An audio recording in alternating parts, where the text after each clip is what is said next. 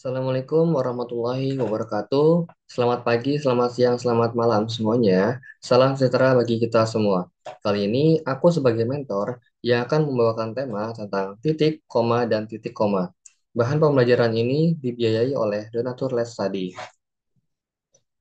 Izinkan aku untuk memperkenalkan diri. Perkenalkan, nama aku Muhandis Lauze Putra Sanjaya. Aku dari Teknologi Rekayasa Elektro 2022 di Universitas Gadjah Mada. Aku selama berkuliah berhasil meraih juara 3 dalam lomba esai yang diselenggarakan oleh EduHub Indonesia 2024. Dan tidak hanya itu, aku juga berhasil dalam meraih sebagai finalis di lomba paper yang diselenggarakan oleh BEM FTMM Universitas Airlangga. Di sini terdapat tujuan untuk pembelajaran ke depannya. Yang pertama, memahami fungsi dasar tanda titik, koma, dan titik koma dalam struktur kalimat. Yang kedua, mengaplikasikan tanda baca dengan benar untuk membuat kalimat yang jelas dan efektif. Dan yang ketiga, menggunakan tanda koma untuk memisahkan elemen dalam daftar atau keterangan tambahan sehingga kalimat tidak membingungkan teman-teman.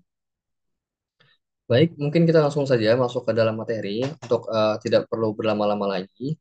Nah, di sini aku akan menjelaskan dari pengertian penulisan tanda dulu nih teman-teman, agar teman-teman lebih memahaminya lebih mudah ya.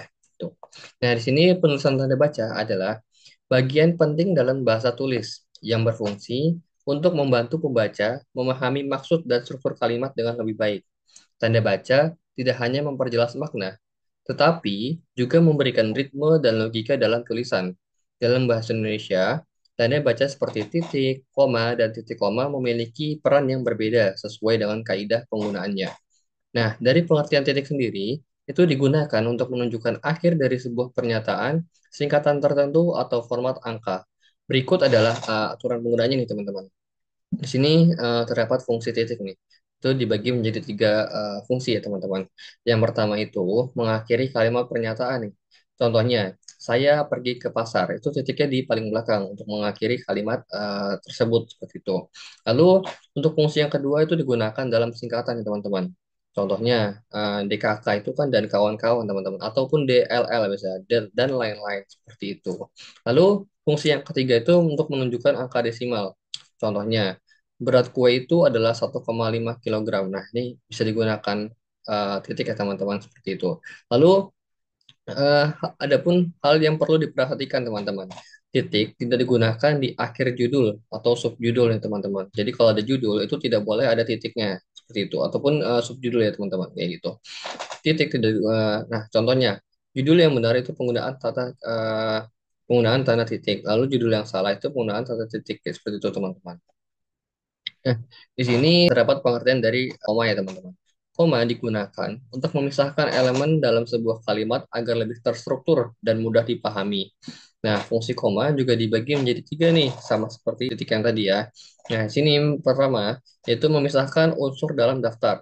Seperti contohnya, saya membeli apel, jeruk, mangga, dan anggur. Nah, seperti itu teman-teman. Lalu yang kedua, fungsinya itu adalah membatasi anak kalimat dari induk kalimat jika anak kalimat mendahului induk kalimat. Nah, maksudnya gimana sih? Oke, kita langsung ke contohnya ya. Karena hujan deras, kami memutuskan untuk menunda perjalanan. Nah, seperti itu teman-teman. Karena hujan deras agar bisa nyambung kalimat tersebut, terus pakai koma karena hujan deras ini si kami itu bisa bertiga itu memutuskan untuk menunda dulu nih perjalanan. Jadi dia berhenti dulu. Namanya meneduh dulu terlebih dahulu seperti itu. Lalu fungsi yang ketiga itu digunakan setelah kata seru atau sapaan ya teman-teman. Contohnya, wah luar biasa sekali ya. Nah seperti itu teman-teman itu bisa banget kita pakai koma. Atau ibu tolong ambilkan buku itu. Atau nah tolong ambilkan sapu seperti itu. Lalu oh ternyata fungsi koma ini dibagi menjadi empat teman-teman bukan tiga. Nah yang keempat itu memisahkan keterangan tambahan dalam kalimat. Contohnya Jakarta, ibu kota Indonesia. Nah, ini kan ada komanya ya. Jakarta, ibu kota Indonesia. Adalah kota yang padat, seperti itu teman-teman.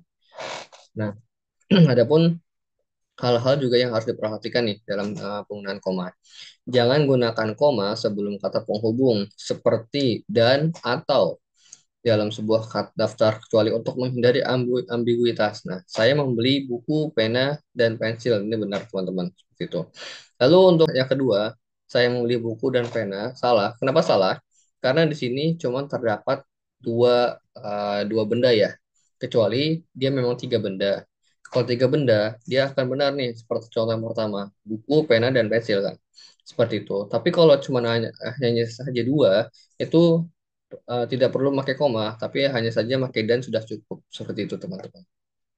Nah, di sini terdapat pengertian juga titik koma nih. Titik koma itu memiliki fungsi unik untuk memisahkan bagian-bagian dalam kalimat yang sudah kompleks atau elemen dalam daftar yang memiliki rincian tambahan, teman-teman.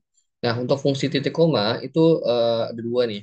Yang pertama itu memisahkan kalimat yang setara dalam sebuah hubungan erat. Contohnya, saya ingin pergi ke bioskop. Dia lebih memilih tetap di rumah. Nah, seperti itu kan. Jadi ada semacam sebab akibatnya gitu loh, teman-teman.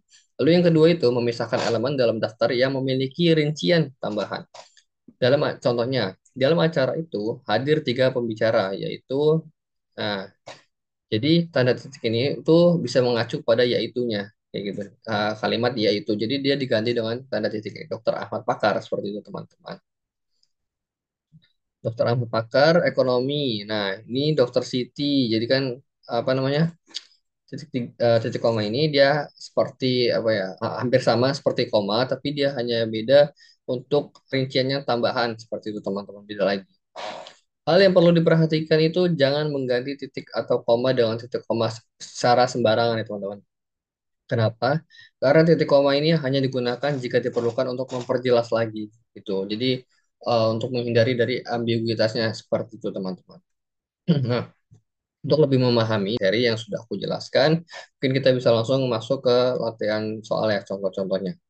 Nah, di sini terdapat tipe model soal yang pertama ya, teman-teman. Di sini soalnya yaitu tanda koma digunakan untuk, nah, tanda koma nih, teman-teman. Jawabannya adalah B. Gampang kan? Mudah teman-teman seperti itu. Nah, kenapa jawabannya B? Karena koma digunakan untuk memisahkan elemen dalam sebuah daftar, seperti dalam daftar barang-barang barang belanjaan ataupun barang-barang yang sudah tersimpan lama, kayak seperti itu, teman-teman. Ataupun daftar pembelanjaan lagi yang lainnya kayak gitu. Oke. Di sini terdapat tipe model soal yang kedua, teman-teman. Yang di mana terdapat kolom pernyataan, kolom benar, dan kolom salah nih, teman-teman. Jadi kita perlu ketahui nih dari pernyataan pertama ini apakah benar atau salah. Nah, kita lihat pernyataan pertama itu saya membeli buku, pena, dan pensil. Apakah benar, teman-teman? Oke, jawabannya adalah benar. Kenapa? Karena dia penggunaan titik komanya sudah benar nih, baik komanya, komanya juga, baik komanya dan baik titiknya juga sudah benar. Di sini koma, koma, dan di sini pensil terakhir ada titiknya seperti itu, teman-teman. Nah, lalu untuk pernyataan kedua, ini terdapat titik digunakan di akhir kalimat tanya. Wah, jawabannya salah. Kenapa? Karena dia kalau setelah tanda tanya itu tidak boleh, kalimat tanya itu tidak boleh digunakan titik lagi seperti itu, teman-teman. Lalu untuk pernyataan yang ketiga itu Ali berkata, nah, di sini mari kita mulai pelajaran. Oke, dari titik komanya benar. Oke, benar. Tapi hanya saja titik di sini salah, teman-teman. Kenapa? Karena dia harus titiknya itu di paling belakang setelah dari tanda petiknya. Seperti itu, teman-teman. Lalu pernyataan yang keempat, tanda koma digunakan setelah kata wah. Wah, oke. Bisa, teman-teman, jawabannya. Karena kenapa? Karena tanda koma itu tadi bisa setelah kata apa namanya pujian kayak wah indah sekali ya kayak gitu. Nah itu kan koma itu setelah wahnya itu ya, teman-teman. Jadi jawabannya itu benar sini. Oke, lalu yang pernyataan terakhir itu adalah saya suka makan apel, jeruk, dan anggur. Wah, kenapa nih? Kok komanya nggak ada ya? Berarti dia salah nih, teman-teman.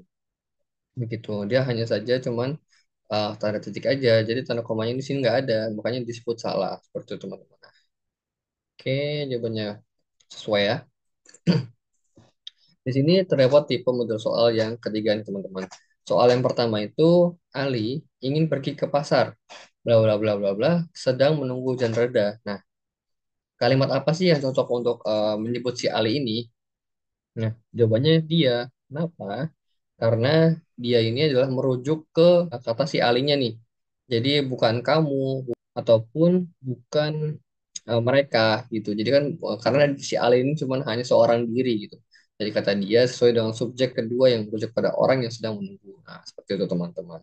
Lalu soal yang kedua, saya membeli mangga, jeruk, titik-titik-titik, anggur di pasar. Nah, kita lihat di sini komanya sudah benar. Lalu di sini juga sudah benar tanda titiknya. Berarti kalimat yang kurang itu adalah dan. Seperti itu teman-teman. Karena dan ya untuk kalimat penghubung antara dari tiga daftar belanjaan ini yang dibeli di pasar. Seperti itu teman-teman. Oke, mungkin di sini dari teman-teman semua perlu diingat lagi atau sering di reminder agar lebih mudah diingat kembali dalam mengerja dan lebih mudah dalam pengerjaannya pada sebab titik koma dan titik koma ini.